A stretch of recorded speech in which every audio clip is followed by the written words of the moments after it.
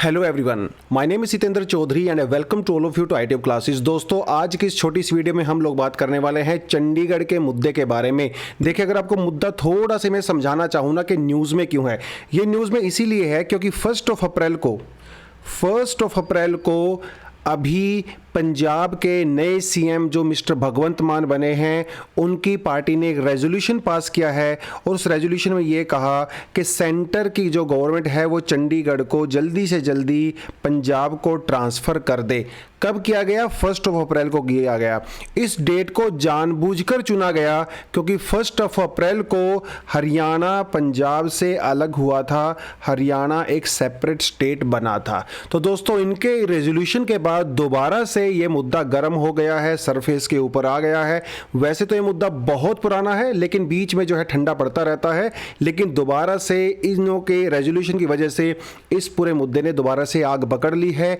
हरियाणा और पंजाब दोनों की तरफ से पॉलिटिकल लीडर्स का बयान बार बार आ रहा है, वो ट्वीट पे ट्वीट कर रहे हैं।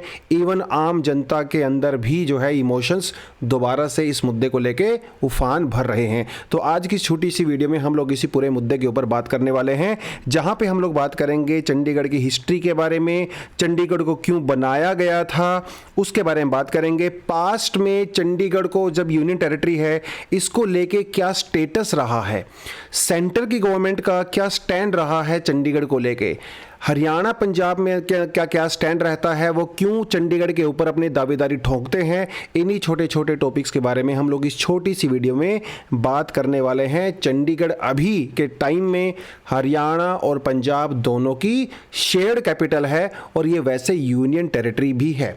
दोस्तों, आगे बढ़ते हैं इस पूरे मुद्दे में। देखिए, चंडीगढ़ की हम लोग हिस्ट्री की अगर बात करें, चंडीगढ़ को बनाया कैसे गया था। देखिए, आपको इस बात का पता होगा कि आज़ादी से पहले जो पाकिस्तान का पंजाब वाला रीजन है, ऑलमोस्ट सारा पंजाबी आप समझ लीजिए, हिमाचल है, आज का जो प्रेजेंट हरियाणा है, पंजाब है, वो सब एक पंजाब के अंडर में आया करता था। लेकिन 1947 में जब देश को आज़ादी मिली तो उसकी कैपिटल हुआ करती थी पहले लाहौर। तो लाहौर को रिप्लेस करने के लिए चंडीगढ़ को एक सेपरेट एक कैपिटल बनाया गया। देखिए, ग्रीनफील्ड कैपिटल है। ग्रीनफील्ड कैपिटल का दोस्तों मतलब ये होता है कि जो स्क्रैच से बनाई जाती है, जहां पे पहले कोई भी सिटी एग्जिस्ट नहीं करती है किसी भी तरह से, उसको कहा जाता है ग्रीनफील्ड सिटी। एक दूसरी सिटी होती है जिसे कहा जाता है ब्राउनफील्ड सिटी। ब्राउनफील्ड सिटी वो होती है जहां पे ऑलरेडी कुछ ना कुछ इंफ्रास्ट्रक्चर एग्जिस्ट करता है, हम उसको मॉडिफाई करते हैं। तो चंडीगढ़ के लिए जो जगह चुनी गई वो शिवालिक की पहाड़ियों में, खूबसूरत वादियों में जगह चुनी गई चंडीगढ़ को लेके। और चंडीगढ़ को जो डिज़ाइन किया गया वो किसके द्वारा किया गया? लू कर्ब्यूसियर के द्वारा। और इनके जो मित्र थे, इनके फ्रेंड थे, एसोसिएट थे, उनका नाम था पियर जेनरेट। इन दोनों ने चंडीगढ़ के डिजाइन किया। कहा जाता है कि चंडीगढ़ का जो डिजाइन है वो लंदन और पेरिस, इन दोनों सिटी से इंस्पायर्ड है। वैसे अगर आप देखें चंडीगढ़ में जाके, हर चीज पूरी तरह से जबरदस्त तरीके से उसको डिजाइन किया गया है। वहां के रेजिडेंशियल एरिया, वहां के पार्क्स हो गए, वहां की मार्केट होगी, हर चीज एक पूरी तरह से प्लान्ड सिटी है। अनप्लान्ड नहीं है कि जहां पे मन किया कुछ भी बना दिया, जी नहीं, प्लान्ड सिटी है। चंडीगढ़ को नेहरू जी का एक मॉडर्न विजन भी कहा जाता है ना। उसी समय भुवनेश्वर को भी एक प्लान्ड सिटी का नाम दिया जाता है, नवी मुंबई को भी प्लान्ड सिटी का नाम दिया जाता है, न्यू दिल्ली को भी प्लान्ड सिटी का नाम दिया जाता है। तो ये सिटी प्रॉपर डिजाइन करके बनाई गई हैं।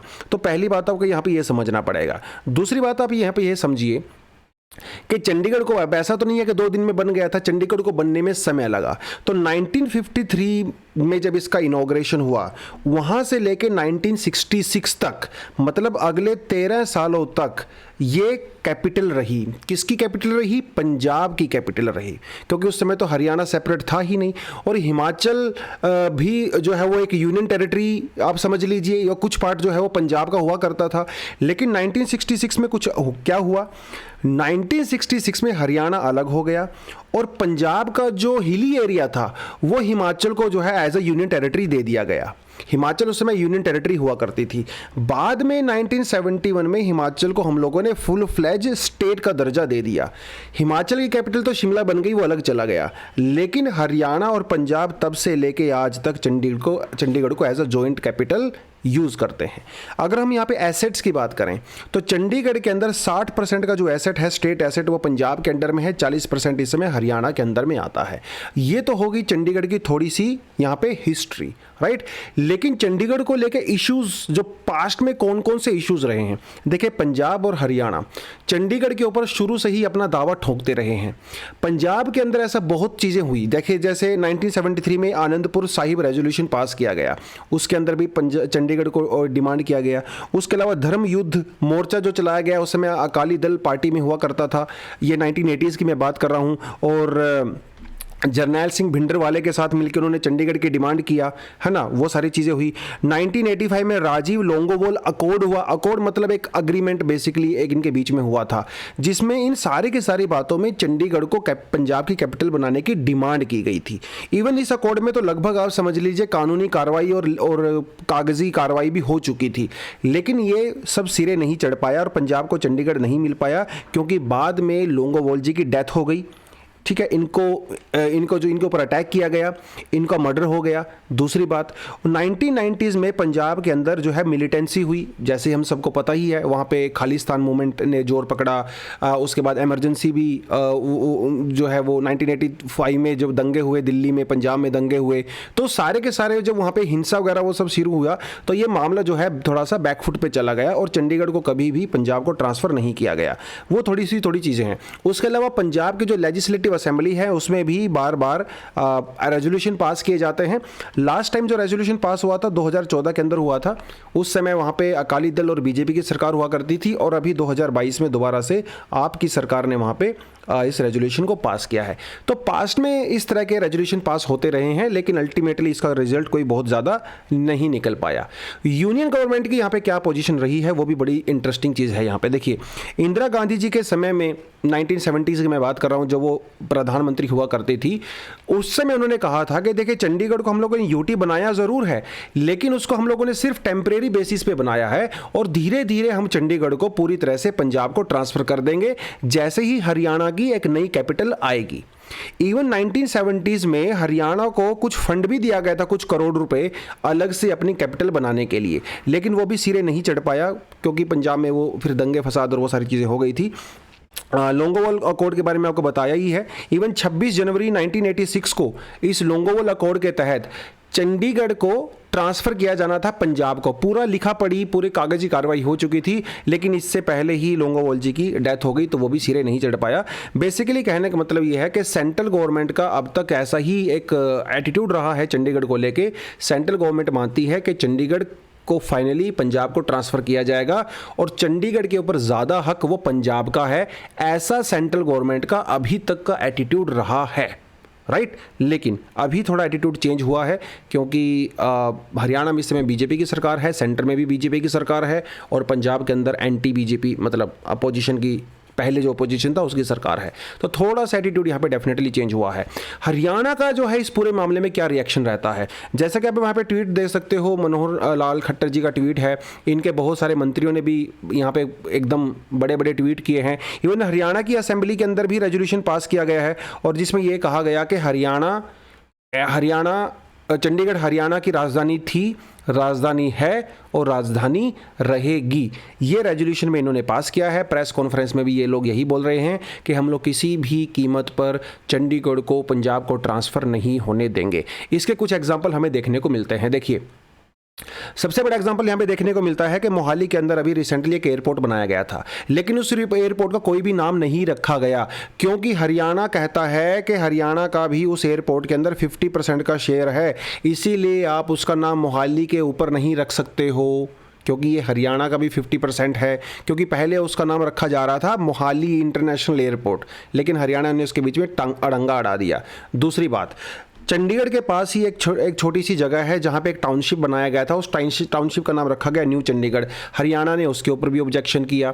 सतलुज और यमुना लिंक का डिस्प्यूट तो इनके बीच में पहले से चल ही रहा है। तो हरियाणा बेसिकली ऐसे किसी भी चीज़ को एक्सेप्ट नहीं करता जिससे ये पता चले कि चंडीगढ़ के ऊपर पंजाब का ज़्यादा हक है। इवन हरियाणा का यह भी मानना है कि चंडीगढ़ के ऊपर हिमाचल का भी 8 से 10% का शेयर होता है, तब हिमाचल को भी यहाँ पे इग्नोर नहीं कर सकते। तो ये हरियाणा का इस समय यहाँ पे स्टैंड है। लेकिन इस बार ऐसा कुछ नया हुआ जो पहले नहीं हो रहा था, वो थोड़ा सा हमें देखने को मिलेगा। कुछ नई डेवलपमेंट यहाँ पे हुई है। पहली बात तो यहाँ पे सर्विस रूल। देखिए, चंडीगढ़ एक यूनियन टेरिटरी है, राइट।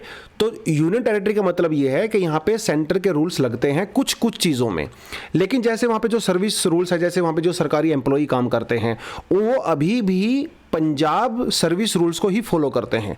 लेकिन अभी थोड़े समय पहले सेंट्रल गवर्नमेंट ने एक गाइडलाइंस दिया था, एक रेजोल्यूशन पास किया था, जिसमें वहाँ के एम्प्लॉयज़ के ऊपर जो है सेंट्रल की सर्विस रूल लगने वाली है।